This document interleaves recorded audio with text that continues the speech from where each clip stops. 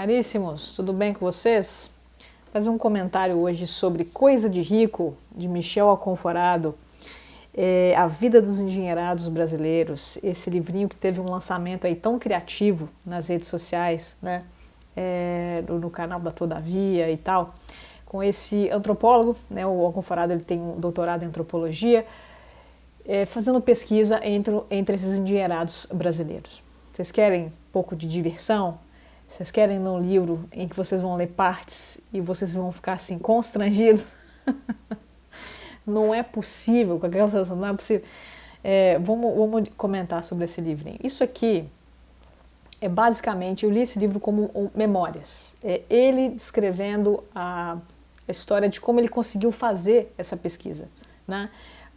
Ele começa indo entrevistar uma ricaça tradicional de São Paulo, em Genebra, e lá ele encontra um outro pesquisador, né, que também faz pesquisa com esses endinheirados. Ele pesquisa por que aquelas pessoas da Suíça, aqueles milionários, compram seguros. Por que uma pessoa que, se a casa tiver um desabamento, se o carro, a BMW, a Ferrari, o Porsche dele sofreu um acidente, ele consegue imediatamente comprar um outro novo, por que essa pessoa tem seguro? Né? Já que seguro é uma coisa para pessoas que estão em risco financeiro, que não é o caso deles.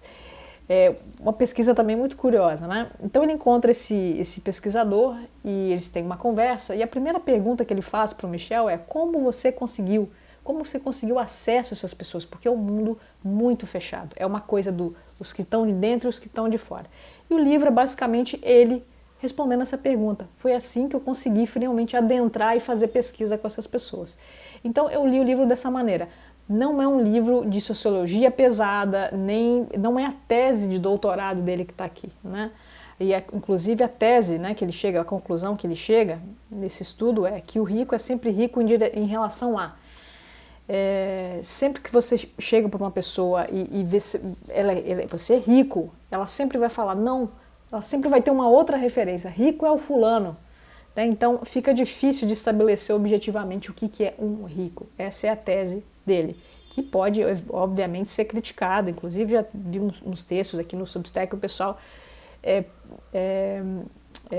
fazendo comentário enfim, fazendo algumas críticas ao livro em relação a isso, né?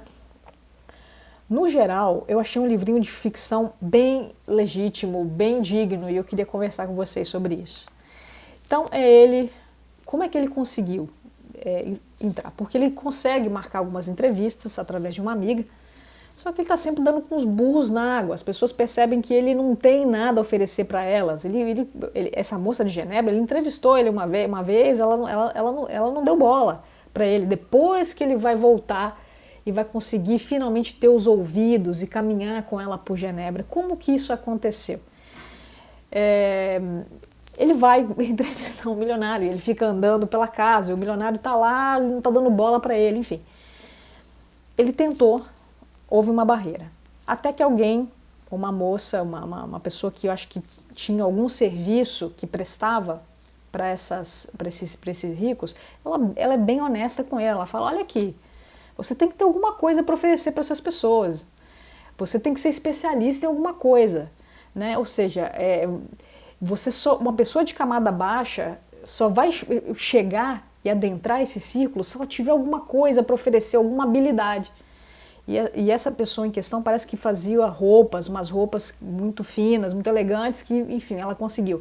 Ou a pessoa que, sei lá, que conserta Louboutins, e aí ela consegue. E aí ele percebe que ele vai ter que se transformar no especialista, é a chance que ele tem. Vai estudar, vai fazer um curso, tananá, e aí se cria um personagem para ele, que é o antropólogo do luxo, criado a revelia dele, segundo o livro, né? E aí ele começa, depois que esse personagem, ele veste a capa desse personagem, há uma matéria de jornal com ele, alguma coisa assim, e as pessoas finalmente começam a ligar para ele se torna um antropólogo do luxo. Aí ele vai ser aceito, aí ele vai ser convidado por essas pessoas, aí ele vai voltar para Genebra para entrevistar aquela rica lá e realmente ter a atenção dela. Então, um personagem que alterou ele fala isso no final do livro, né? O jeito que ele se vestiu, o jeito que ele fala, enfim, o que ele consome, tudo isso mudou também. Então é isso. Agora, vai tratar dos símbolos de distinção para essas pessoas, a casa, o carro, o poder de comprar coisas. E aqui para mim está a grande reflexão do livro.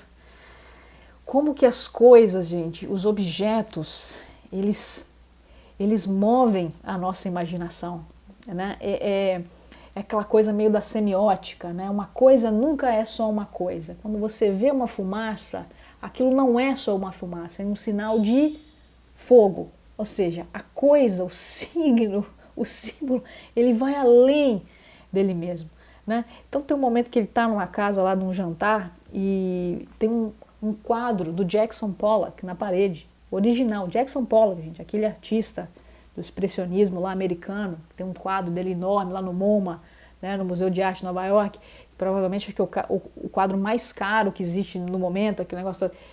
E ele fica impressionado, e a moça fala, minha família não gosta de arte, a gente só queria aí um pintor que fosse importante. Porque aquele quadro, ele tinha um poder. A partir do momento que as pessoas sentassem naquela mesa e elas vissem aquele quadro, ela vai pensar, essa pessoa que tem um Pollock na sala de jantar dela não é pouca coisa. Então eu quero estar aqui nessa, eu quero fazer. Tá vendo o objeto como tendo esse poder imaginativo? Um pouco daquela coisa do Marx, lá do fetiche da mercadoria. Você vê lá um vestido, uma roupa numa loja e você começa a fazer tripas coração para perder peso, para caber naquela roupa. Olha como é que o objeto, aquele pedaço de pano, aquilo começa a ter um poder sobre a gente. Foi isso que eu pensei quando eu estava lendo esse livro, né? Sobre como que os objetos têm essa capacidade de distinguir as pessoas. E é uma coisa absolutamente natural. Você tem uma sociedade, as pessoas estão sempre tentando demarcar fronteiras. Eu tenho isso, você não tem. Eu sou isso, você não é, patati patatá. Dá para pensar, não dá? Eu já falei das coisas absolutamente caricatas que vocês vão ler aqui também. O livro às vezes é um pouco anedótico, tá? Aqui e ali ele vai pincelar um pouco, vai citar alguns pesquisadores da sociologia e da antropologia, mas é bem aqui e ali. Não é um livro, não é a tese dele, ok? Eu acho que isso também é uma questão que as pessoas podem criticar. Não é um livro pesado, é um livro de não ficção para um público geral. Vocês vão ver coisas caricatas dessa elite brasileira, gente. Aquele casal típico indo para Miami, shopping, que não levou nem a mala, levou um bolo de dinheiro, parado na imigração. Por que vocês estão sem mala? Porque a gente quer comprar tudo aqui. E aí bota aquele bolo de dinheiro e tal. Não dá para acreditar. A questão da tese dele, o rico é sempre o outro, ele também dá um exemplo aqui, que ele é convidado para ir na casa dessas pessoas. Ele já tinha virado o antropólogo do luxo, né? Ele é convidado para ir na casa dessas pessoas ricas lá no Nordeste brasileiro, num evento. Casa linda, mesa maravilhosa, empregados, tragam os camarões, tragam as lagostas, não sei o quê. Vamos dar uma volta na lancha. E entra na lancha, vai passando, vê uma outra casa com uma pessoa acenando para ele. E esse outro não tem só a lancha, ele tem também um elevador para a lancha. A lancha dele, o barco dele não fica na água pegando aquela crosta, né? Não fica sujando, não, tem um elevador para lá. E aí ele fala, olha aí, ó, esse aí é rico de verdade. E aí eles vão lá, em algum momento o sujeito começa a confundir o antropólogo com o engenheiro. Olha aí, antropólogo, bate nessa parede, olha, essa parede tem 500 anos, antropólogo. E aí chega alguém de helicóptero, esse aí é o rico de verdade. Vocês vão assim... Não é possível, entendeu? Não é possível. Mas é o que ele está disposto a descrever para a gente entender essa tese dele. Um livro bem escrito, um livro bom de se ler, uma leitura rápida. Eu achei super legítimo, eu acho que é um livrinho muito bom de não ficção, tá? Para a gente pensar essas classes, principalmente nesse momento aí que se debate tanto essa questão de taxar fortunas, grandes fortunas, não sei o quê, esse mundo atual.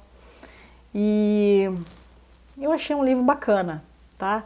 tem alguns pontos de crítica, né? A questão do não é possível definir mesmo quem é rico, como é que fica isso? Ou como que ele estruturou essas entrevistas, como é que ele fez isso, uma coisa que alguém escreveu num texto.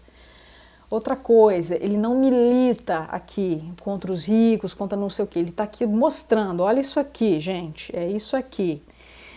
Vejam e julguem por vocês mesmos. Uma coisa um pouco assim, eu acho que isso também não pode ter agradado algumas pessoas, né? Mas eu achei um livrinho bem interessante de se ler, tá? Eu queria ler mais não ficção brasileira, o que vocês me recomendam aí? Parece que a Todavia lança um pouquinho, né? Das pessoas que estão escrevendo esses textos assim não ficcionais no Brasil, eu acho que eu queria ler mais, eu achei bem legal ler esse livro de um brasileiro, né? Uma não ficção interessante de se ler. Leriam, ou como alguém escreveu aí, não teriam estômago para dar um passeio com esses ricaços brasileiros. Ai, ai, ai, ai, ai. Enfim. Tem outras coisas. Se eu continuar falando aqui, será que eu vou falar mais um pouco? Essa distinção entre novo rico e rico tradicional, né? Como que o novo rico ele corre para adquirir todas essas coisas, a casa nova, o carro novo, pagar a dívida, ajudar os parentes, não sei o quê, para chegar. Só que tem uma coisa que o rico tradicional tem que eles não têm, que é uma coisa relacionada ao tempo das coisas, né? Você pode assinar um cheque ou fazer um Pix e comprar um helicóptero, mas você não pode assinar um cheque e falar, falo francês, tenho conhecimento de tal coisa. Isso é uma coisa que o rico tradicional já vem, ele já carrega um pouquinho que o novo rico fica tentando acompanhar, né? Tem essa questão também. Enfim, tá aí uma sugestão de leitura para vocês, tá bom? Gostou do vídeo? Tem alguma indicação de não ficção? Tá convidado a se inscrever no canal. Se você gostou, dá o joinha. A gente se vê no próximo vídeo. Tchau, tchau.